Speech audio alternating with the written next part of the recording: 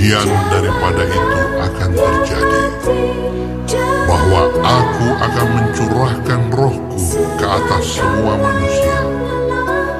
Maka anak-anakmu laki-laki dan perempuan akan bernubuat. Orang-orangmu yang tua akan mendapat mimpi. Teruna-terunamu akan mendapat penglihatan-penglihatan. Juga ke atas hamba-hambamu laki-laki dan perempuan akan kucurahkan rohku pada hari-hari itu. Aku akan mengadakan mujizat-mujizat di langit dan di bumi, darah dan api dan gumpalan-gumpalan asap. Matahari akan berubah menjadi gelap gulita, dan bulan menjadi darah sebelum datangnya hari Tuhan yang hebat dan dahsyat itu.